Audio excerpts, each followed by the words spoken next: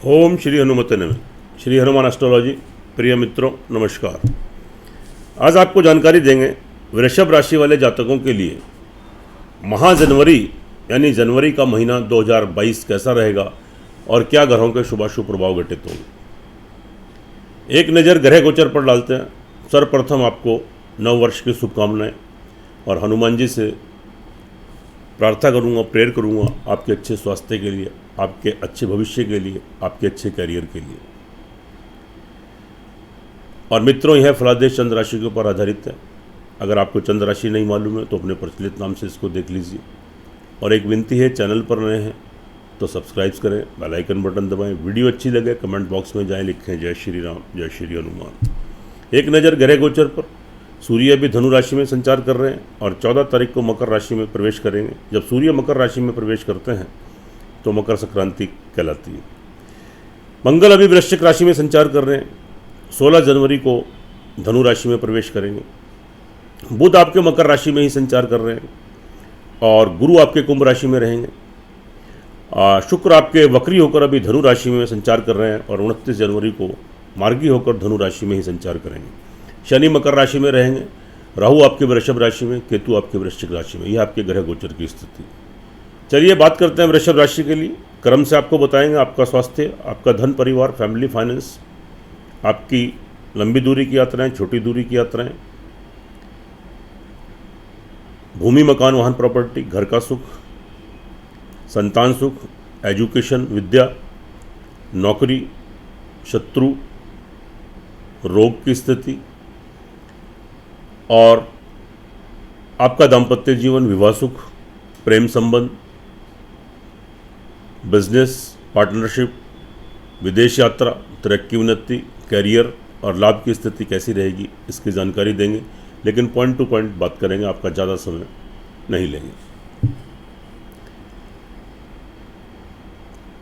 बात करते हैं वृषभ राशि। सबसे पहले स्वास्थ्य, हेल्थ की दृष्टि से, क्योंकि हेल्थ है, स्वास्थ्य है तो सब कुछ है, वरना सब कुछ व्यर्थ है।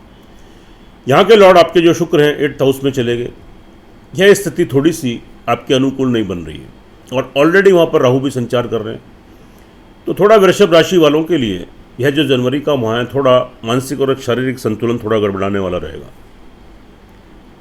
थोड़े कन्फ्यूज़न, मेंटल स्टेबिलिटी में कमी, थोड़ी इरिटेशन, टेम्पर शॉर्ट, चिड़चिड़ापन, थोड़े हेल्थ इश्यूज़, हड्डियों की नसों की प्रॉब्लम, कोई महिलाएं हैं तो यूट्रस की प्रॉब्लम, पुरुष हैं तो थोड़ी प्रोस्टेट की, यूरिन से संबंधित कोई प्रॉब्लम, हड्डियों की नसों की प्रॉब्लम, ये सारी चीज़ें क्रिएट हो सकती हैं।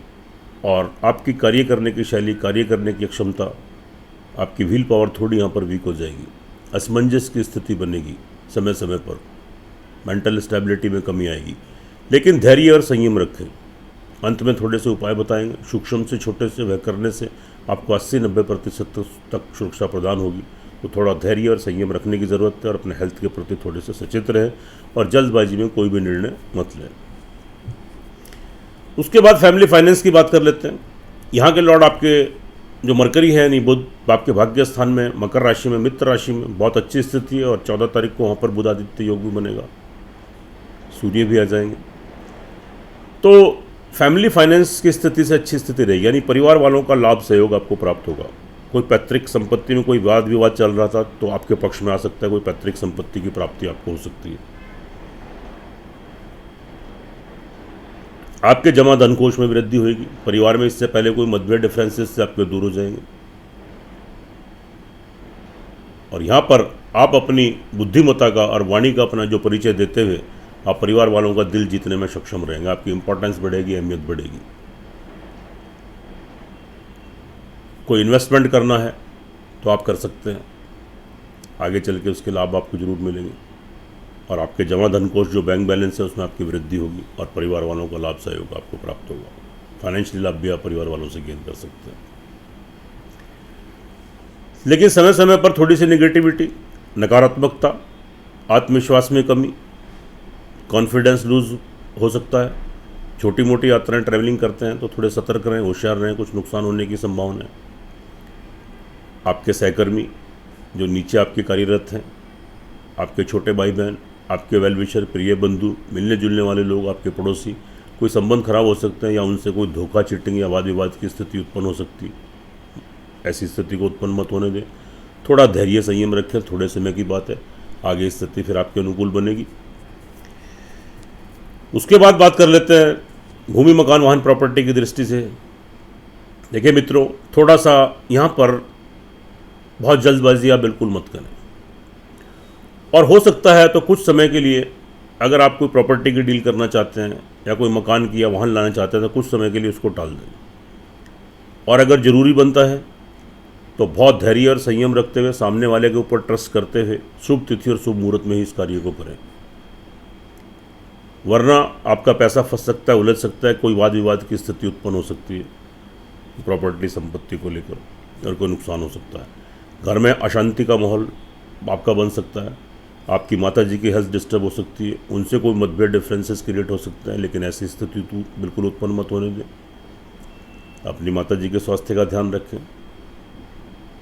उनकी सेवा करें, उनका आशीर्वाद प्राप्त करें, और थोड़ा घर में थोड़ी सुख शांति आपकी भंग हो सकती है, थोड़ी प्रॉब्लम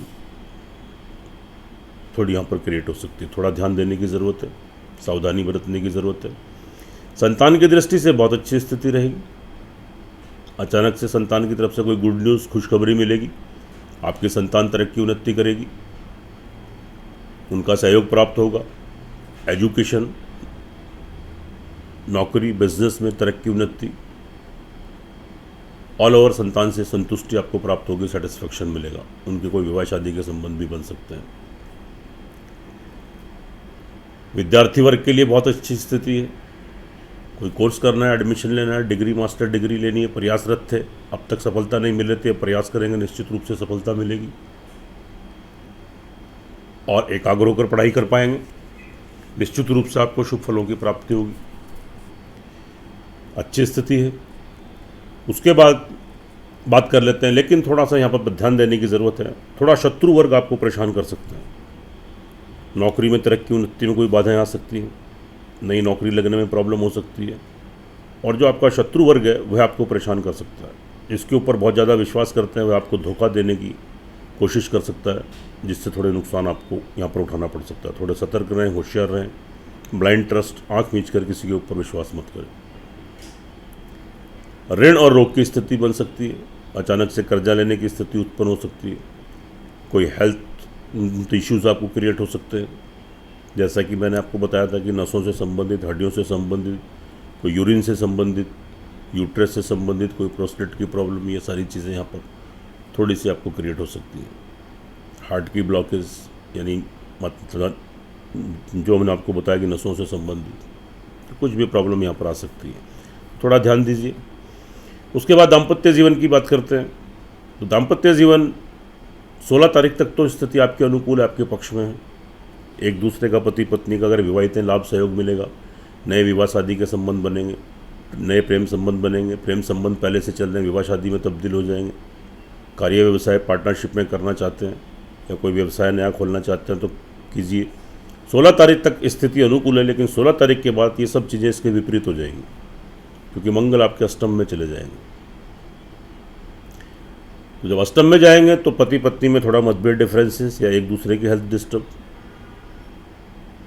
विवाह शादी में कहीं होने जा रही है तो कोई रुकावट, कोई व्यवधान या तारीखें आगे के लिए पोस्टपोन हो जाए।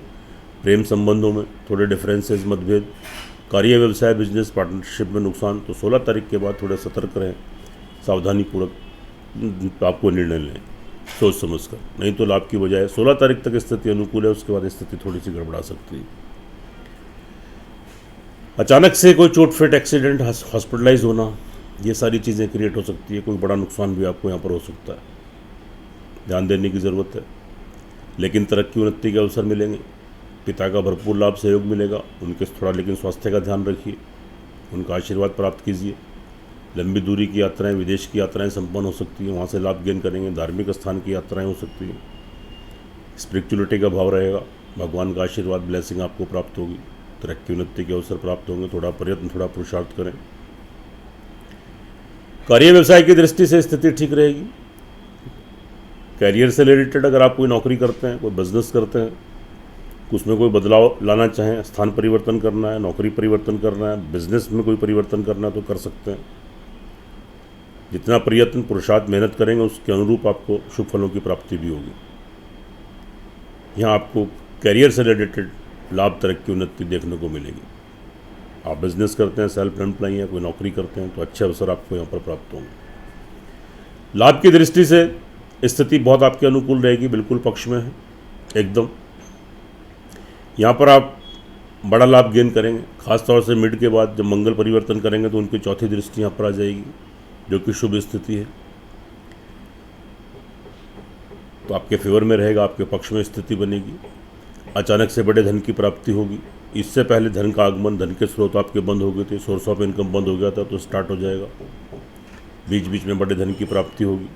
बड़े भाई बहन, मित्र वर्ग जो खासतौर से एज में, उम्र में आपसे बड़े हैं, उनसे लाभ गेन करेंगे, उनसे संबंध आपके अच्छे बनेंगे और यहाँ पर आपको धन की प्राप्ति के योग बन रहे हैं।